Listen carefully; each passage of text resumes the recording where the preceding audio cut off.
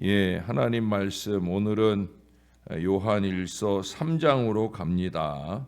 오늘 3장 1절에서 12절까지의 말씀입니다. 제3장. 보라, 아버지께서 어떠한 사랑을 우리에게 베푸사 하나님의 자녀라 일컬음을 받게 하셨는가. 우리가 그러하도다. 그러므로 세상이 우리를 알지 못함은 그를 알지 못함이라. 사랑하는 자들아, 우리가 지금은 하나님의 자녀라. 장래에 어떻게 될지는 아직 나타나지 아니하였으나 그가 나타나시면 우리가 그와 같을 줄을 아는 것은 그의 참모습 그대로 볼 것이기 때문이니, 주를 향하여 이 소망을 가진 자마다 그의 깨끗하심과 같이 자기를 깨끗하게 하느니라. 죄를 짓는 자마다 불법을 행하나니 죄는 불법이라. 그가 우리 죄를 없애려고 나타나신 것을 너희가 아나니 그에게는 죄가 없느니라. 그 안에 거하는 자마다 범죄하지 아니하나니 범죄하는 자마다 그를 보지도 못하였고 그를 알지도 못하였느니라. 자녀들아, 아무도 너희를 미혹하지 못하게 하라. 의를 행하는 자는 그의 의로우심과 같이 의롭고 죄를 짓는 자는 마귀에게 속하나니 마귀는 처음부터 범죄함이라. 하나님이 아들이 나타나신 것은 마귀의 일을 멸하려 하심이라. 하나님께로부터 난 자마다 죄를 짓지 아니하나니 이는 하나님의 씨가 그의 속에 거함이요 그도 범죄하지 못하는 것은 하나님께로부터 났음이라. 이러므로 하나님의 자녀들과 마귀의 자녀들이 드러나나니 무릇 의를 행하지 아니하는 자나 또는 그 형제를 사랑하지 아니하는 자는 하나님께 속하지 아니하니라. 우리는 서로 사랑할지니 이는 너희가 처음부터 들은 소식이라. 가인같이 하지 말라. 그는 악한 자에게 속하여 그 아우를 죽였으니 어떤 이유로 죽였느냐? 자기의 행위는 악하고 그의 아우의 행위는 의로움이라. 아멘. 개와 고양이는 비슷한 것 같아도 본성적으로는 전혀 다릅니다. 개는 사람과의 관계를 맺어요. 그래서 주인에게 충성하고 오랫동안 떨어져 있어도 주인을 알아보고 아주 좋아합니다. 반면에 고양이는 공간과의 관계를 맺습니다. 따뜻한 공간, 부드러운 공간, 또 쉽게 놀 수 있는 공간. 그래서 주인은 곧 잊어버리지만 그 공간만큼은 잊지 못해서 찾아옵니다. 그래서 이사 갈 때에는 이 고양이를 상자에 넣고 가야만 한다고 합니다. 그러므로 개와 고양이가 집을 찾아온다면 개는 주인을 찾아오는 거고 고양이는 집을 찾아오는 거예요. 왜 그렇습니까? 속성이 다르기 때문에 그래요. 속성이 달라서. 씨가 다르기 때문에 그렇습니다. 만약 이 본연의 속성과 다른 모습을 보이면 그러면 세상에 이런 일이 나오는 거죠. 비정상이라는 거예요. 뭐 좋은 모습이건 나쁜 모습이건 어떻든 본연의 속성을 드러내지 않는 정상이 아니라는 얘기예요. 사람도 겉모양은 다 비슷하지만 그러나 다른 성품과 다른 기질이 나타납니다. 그 속에 씨가 다르기 때문인데 오늘 본문에서도 확인하는 것처럼 인생에게는 크게 두 가지 씨 중에 하나가 심겨져 있습니다. 하나는 마귀의 속성을 따르는 이들이 있지요. 불신자 모두가 다 여기에 해당이 됩니다. 뭐 불신자만 아니라 교회를 다녀도 불신앙자, 신앙이 없거나 신앙이 정상이 아닌 사람들은 여기에 속하는 거예요. 불의를 좋아하여 죄를 짓고 피차에 미워하여 살인까지 합니다. 교회 생활을 안 하는 게 아니에요. 예배 생활을 안 하는 게 아니에요.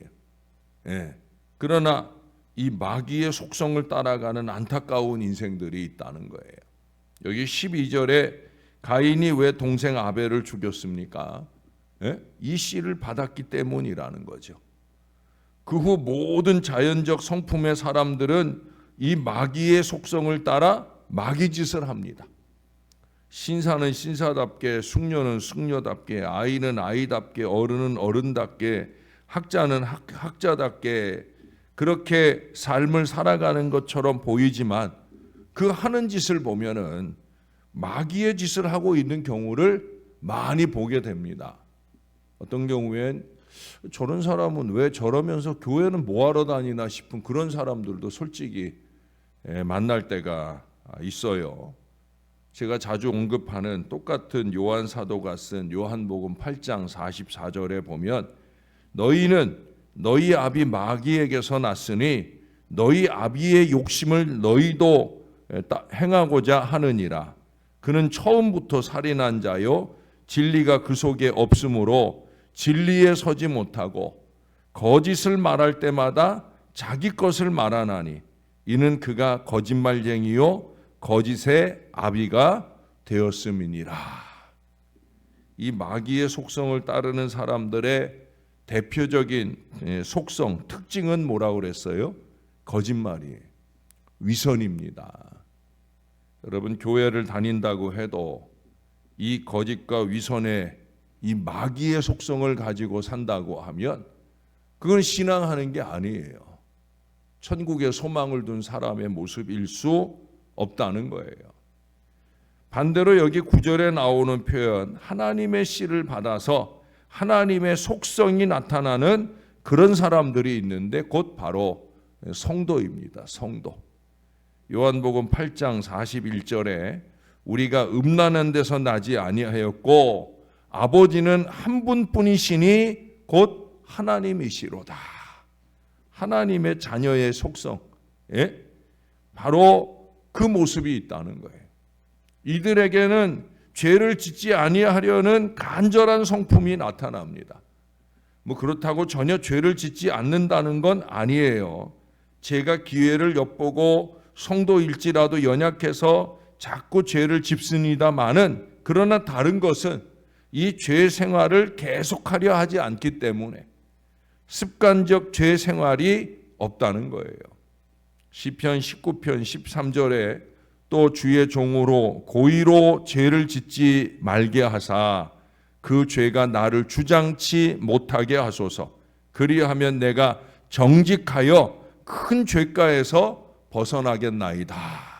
하나님의 자녀, 하나님의 씨앗을 마음에 심령에 품은 사람은 고의로 죄를 짓는 법이 없다는 거예요. 죄에 대한 거부감이 마음과 삶에 익숙해 있다는 거예요. 그러므로 성도에게서 죄를 짓는다는 건 불신자와는 좀 달라요. 불신자나 불신의 때에는 죄에 매여서 죄를 짓지만 이제는 옛 습관에 따라서 죄를 선택하는 거예요. 종전에는 죄가 나를 주장했다고 하면 이제는 내가 죄를 선택하는 그런 모양입니다. 저는 그래서 어쩌면 이게 더 나쁜 거라고 생각이 들어요. 내가 예수 안 믿을 때, 믿음이 없을 때는 죄가 나를 주장하니까 내가 죄를 지을 수 있는 거죠. 그러나 지금 저와 여러분은 하나님 믿는 사람들이에요. 우리가 죄를 짓는다고 하면 그것은 우리가 선택한 거예요. 그러니 나쁜 거죠. 그렇죠? 이거 하면 안 되는 걸 뻔히 아는데 오늘 여기 말씀하는 것처럼 미워하고 사랑하지 않고 원망하고 이거는 하나님 사람이 할 수 있는 일이 아닌데 그걸 하고 있다? 그건 뭐예요? 내가 선택한 거예요. 더 나쁜 거예요. 불신자가 죄를 짓는 것보다 믿는 사람이 죄를 선택해서 고의로 죄를 짓는 것은 그건 더 나쁜 거예요. 더 나쁜 거예요. 뿐만 아니라 죄를 진 이후의 모습도 다르게 나타납니다. 죄에 대해서 자랑하는 모습이 아니라 애통하는 모습이 나와요. 예수님을 팔았던 가룟 유다와 3번 부인한 베드로의 차이를 여러분 잘 아시잖아요. 가룟 유다의 경우 예수님을 판 그 사실에 대해서 깊이 후회를 했어요. 오죽하면 자살까지 했겠어요? 후회죠, 후회. 그러나 거기에 머무르면 안 돼. 베드로의 경우는 후회 정도를 넘어서 마음으로부터 크나큰 애통이 일어났다는 거예요. 내 게으르고 나태한 이 죄악의 속성에 대해서 애통함이 있어야 돼. 가슴을 치고 내가 왜 이 또 어리석음을 범했을까? 내가 왜 정말 가슴이 문드러지도록 시퍼렇게 멍이 들도록 그렇게 가슴을 치고 애통함이 있어야 돼. 왜? 그래야 애통하고 저린 게 있어야 또 그런 짓을 안 하거든.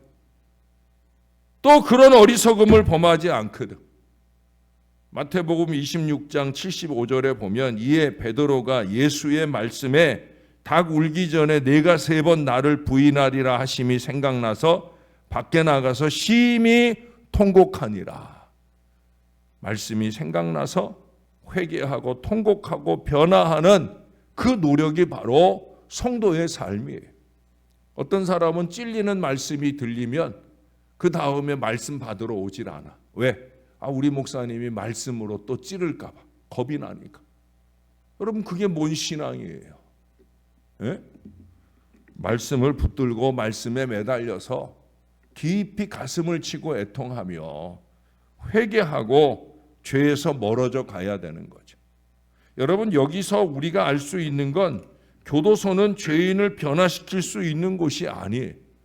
제가 전에 있던 교회에서는 제가 의정부 교도소 사역을 열심히 했어요. 거기를 1년에도 몇 차례씩 가고 죄인들하고 그 죄수들하고 상담도 하고 변화시키기 위한 노력들도 많이 합니다만은 교도소라는 게 뭐 교도소, 교화소 이름은 그럴듯하지만 이름값을 못하는 곳이 교도소예요. 오히려 그 안에서는 범죄를 배워요. 그 안에서는 죄를 자랑하기 때문이에요.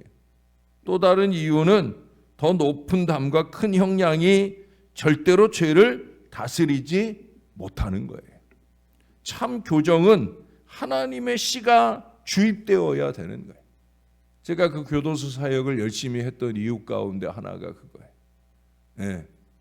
하나님의 씨가 주입되어야, 하나님의 씨가 주입된 사람에게는 분명히 교화가 일어나요. 변화가 일어나요. 똑같은 죄에 대한 각각 다른 반응. 여러분, 하나님의 씨가 우리 안에서 잘 자라고 있는 하나님의 자녀다움이 우리에게 필요하다는 거예요. 잊지 마세요. 저와 여러분은 예수를 믿기 시작한 때로부터 하나님의 씨가 심겨진 하나님의 자녀입니다. 며칠 전에도 얘기했지만 내 안에서 그 씨앗이 자라는, 그래서 아름답게 꽃이 피고 열매가 맺을 수 있는 그런 하나님의 사람이 되어야 된다는 거예요. 여러분 이러한 속성들은 자연스러워요. 개가 개다움은 꾸민 일이 아니잖아요. 고양이가 고양이다움도 마찬가지. 근데 문제는 사람에게는 꾸미는 속성이 있어요. 꾸미는 속성이. 억지요 부자연스러움이기 때문에 예수님은 이걸 뭐라고 표현했냐면 외식이라고 표현을 했어요. 외식. 그래서 화 있을진저 그 바리새인들이 실제로는 경건한 성품이 없습니다마는 억지로 꾸며 모양을 냈더라는 거예요. 그래서 이러한 외식은 곧 드러난다는 거죠. 외식이 드러나는 마지막 자리, 그 자리가 어디예요? 죽는 자리.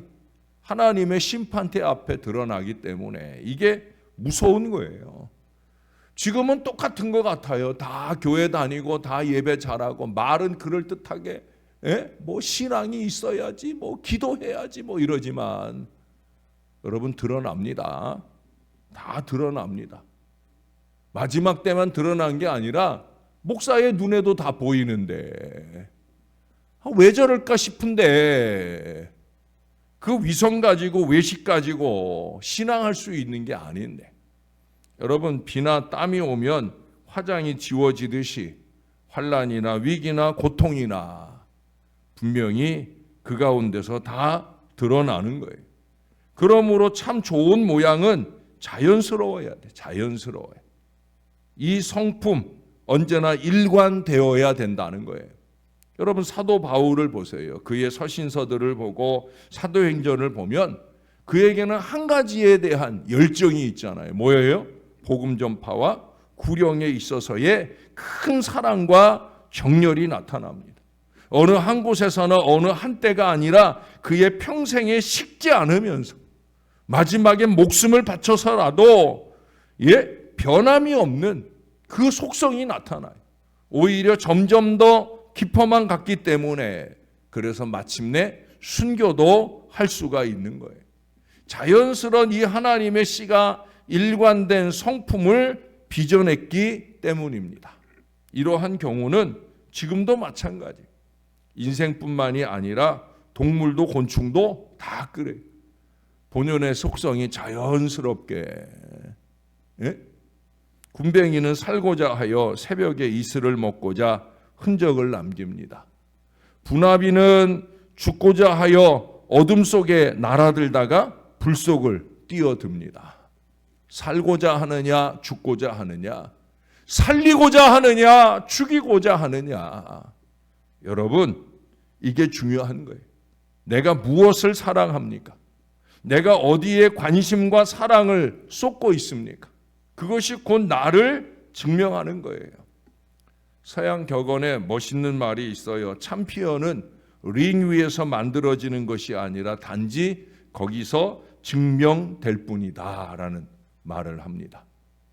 그러니까 링 위에서 챔피언이 탄생은 하지만 그 챔피언이 되기까지의 준비의 삶이 있잖아요.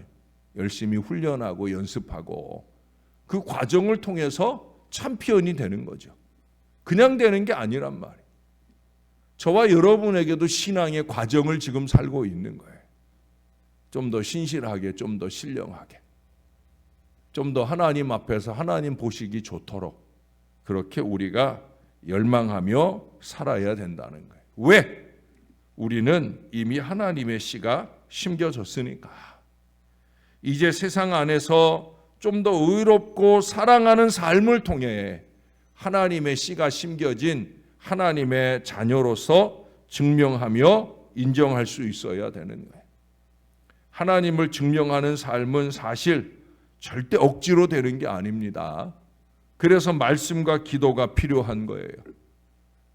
멀리 갔거나 잠깐 벗어났거나 간에 다시 하나님의 말씀 위에 설 간절함과 그 말씀을 붙들고 기도하는 열심만 있다고 하면 우리는 조금씩 나아질 수 있어요.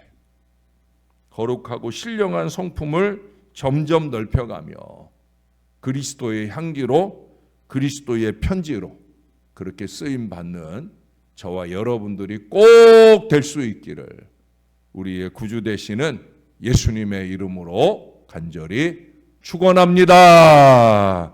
기도하겠습니다. 하나님, 참 감사합니다. 죽을 수밖에 없는 죄인의 속성을 갖고 있는 우리 어리석은 인생들 속에 우리 예수님의 씨앗, 하나님의 씨앗을 심어주셔서 너는 내 것이라 우리를 인쳐주시고 구원해 주셔서 너무 감사합니다.